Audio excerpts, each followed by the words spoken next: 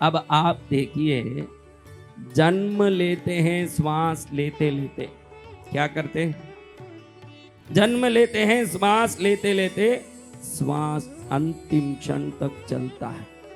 आपके साथ कोई हाथ नहीं हो, हाथ बिना हाथ वाला, कोई आंख नहीं हो, कोई पैर नहीं हो, कोई दांत नहीं हो, कोई एक किडनी नहीं हो, ऐसे कई लोग हो सकते हैं। लेकिन मेरे पास श्वास नहीं है लेकिन मैं जीवित हूं, ऐसे कहने कोई एक भी हो सकता है पैदा दुनिया में।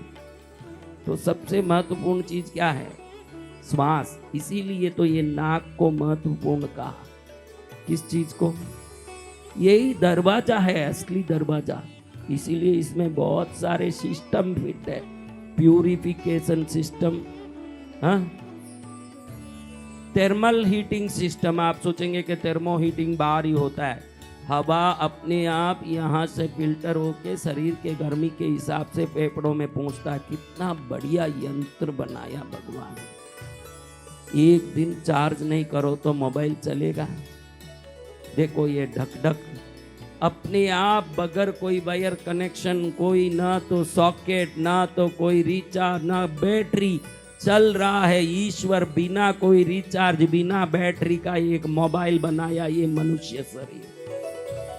हाँ, और कितना सुंदर रूप। मैं तो कई बार सोचता हूँ ये रितेश खाता है तो देखता रहता हूँ कि रितेश बड़े प्यार से हलवा खाता है तू, लेकिन ईश्वर ने कृपा की, हलवा हाथ में लिया, आंख ने देख लिया कि कोई कचरा नहीं है, नाक ने यहीं से सूंघ लिया कि सुगंध अच्छा यानी बासी नहीं है, ताजा है, और मुंह में चले जाता है। ऐसे समझ लो मेरे बच्चों कि भगवान ने मुंह तो यहाँ रखा, हाँ, आंख यहाँ रखा होता, फिर नाक यहाँ रखा होता, पहला हलवे का कौवा लिया, पहले आंख को दिखाने ऐसा करना पड़ता, देख ले भाई इसमें कचरा तो नहीं है, फिर नाक से सूंघने ऐसे करें कि भाई ये बासी तो नहीं है, ताजा तो है, सुगंधी तो है, फिर मुंह में डालें, ऐसे करें ऐसे करें ऐसे करें ना। एक दिन खाने के बाद 2 दिन डॉक्टर के पास मलहम लगाने जाना पड़ता हाथ पे। भगवान ने जो सिस्टम बनाया, ऐसे ही देखो, ऐसे ही सूंघते सूंघते, कुछ करने की जरूरत नहीं। आंख देख रहा है, नाक सूंघ रहा है, मुंह में पड़ गया। वाह भगवान वाह, आपकी कृपा का क्या कहूं, जो आपने ये यंत्र बनाया, दुनिया का सबसे बढ़िया नंबर 1 यंत्र बना के भेजा धरती। तो ये यंत्र कछुए को 150 वर्ष देता है, इसको सर्प को कितना 120, कितना, हाथी को 100, हाथी को कितना, मनुष्य को 100 से 80।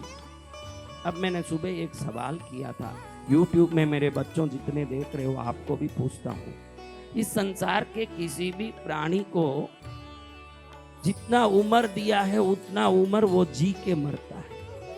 कछुआ यानी उसके उम्र में, सर्प यानी उसके उम्र में, हाथी यानी उसके उम्र में, घोड़ा यानी 50 है उसका उम्र, घोड़े का उम्र 50, तो घोड़ा 50 वर्ष जीता है। लेकिन मनुष्य सब 100 वर्ष जीते हैं क्या? जीते हैं बहनों, जीते हैं?